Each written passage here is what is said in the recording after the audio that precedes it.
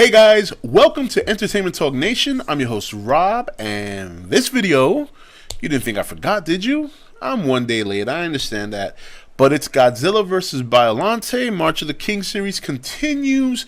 Wow. Godzilla vs. Biollante. We are getting close to the end. We're like a little more than halfway there. So let's do it.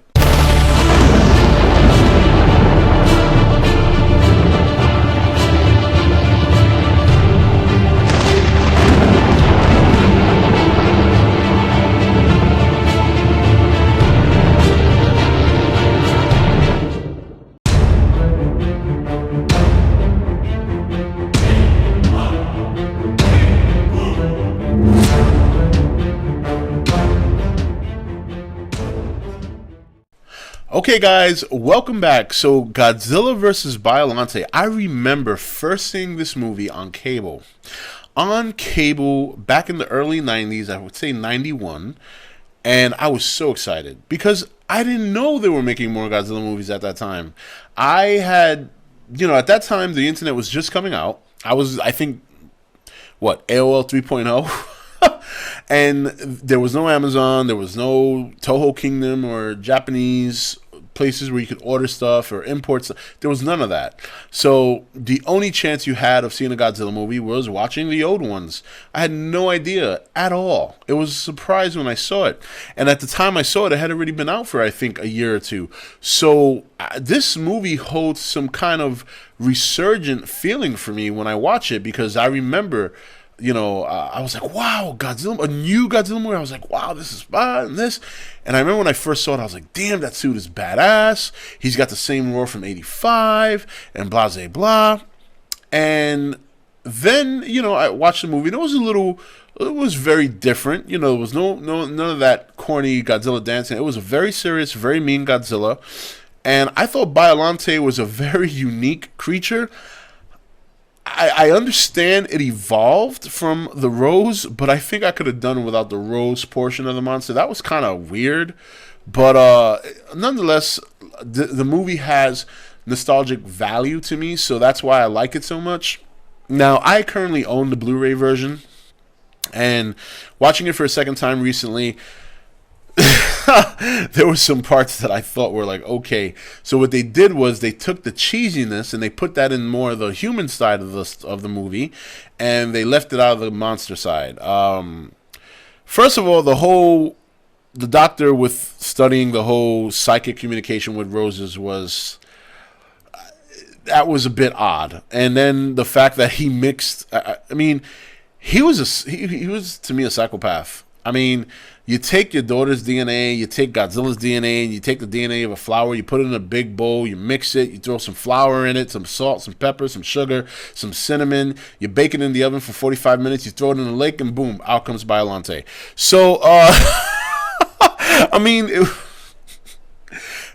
it was a bit much. And then when the woman confirmed, oh, that's Erica's spirit in the flower, I'm like, okay, so we got a little bit odd there, but that's okay. We can look past that. Look, it's a newer movie compared to the older ones, but you still got to keep that little bit of sci-fi weirdness. So, first of all, Godzilla's suit was great. I love the suit very much. It's not my top favorite. I still like the 85 suit, my favorite one of all, but it was a great suit. And Biollante's later form was phenomenal. I thought it was the most unique looking monster ever. Didn't really have legs. It had all these tentacles. It was huge.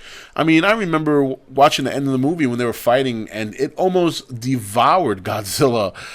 It probably could have taken 3 or 4 bites out of him and then would have been done with it. Between all that, there's the storyline here is that they're recovering Godzilla cells right after his attack from 84.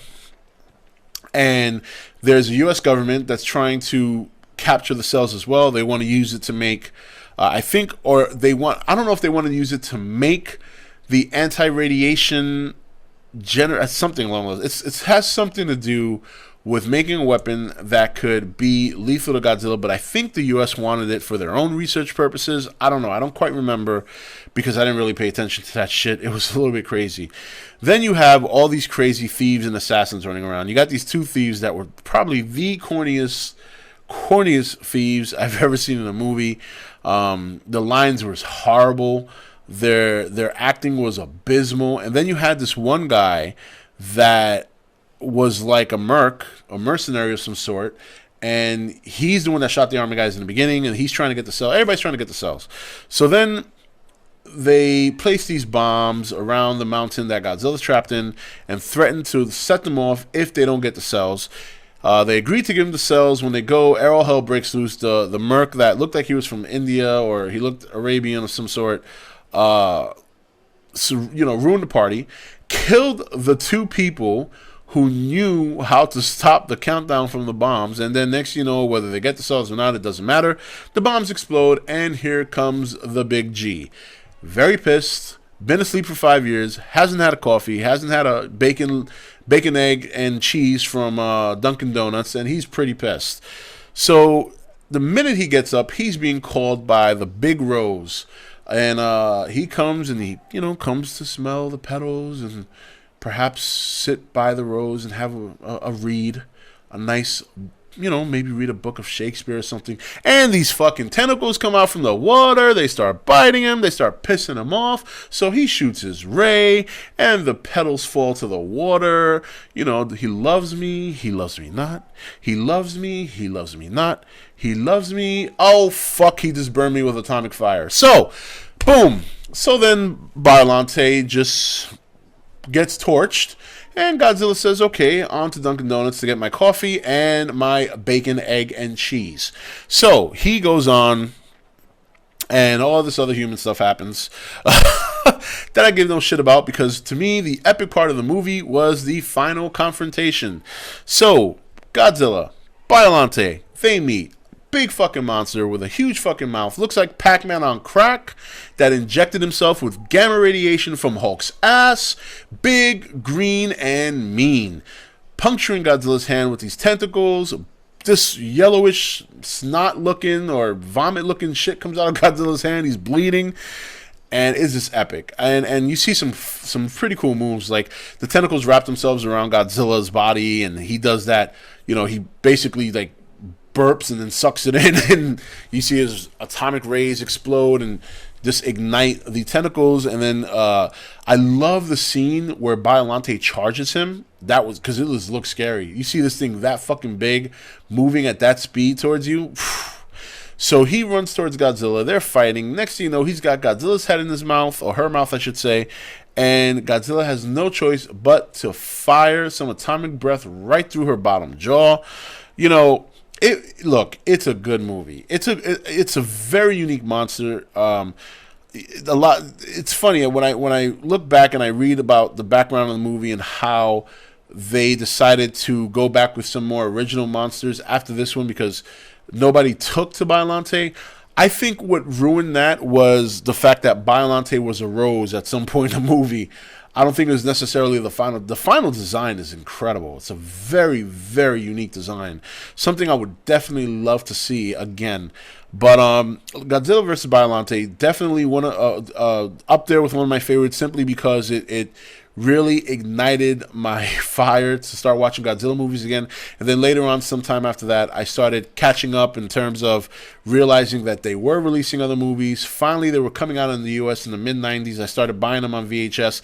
Some of them I still have. I've actually gotten rid of my last one, I think, because today I just received the double pack of Godzilla vs. Destroyer and Space Godzilla. That was the last VHS I had to replace, and now I am done. And of course, right on time for the Blu-rays to come out, so I'll be replacing these DVDs pretty soon. But it's all good. Anyway, guys, that's it for this review. Godzilla vs. Biollante, a great addition to the series. Very unique monster design. Very cheesy, badly acted storyline. But the monster fights are great, especially that final scene between them two were epic. But that's it, guys. Take it easy. I'll see you next video. Share your thoughts on what you thought about Godzilla vs. Biollante.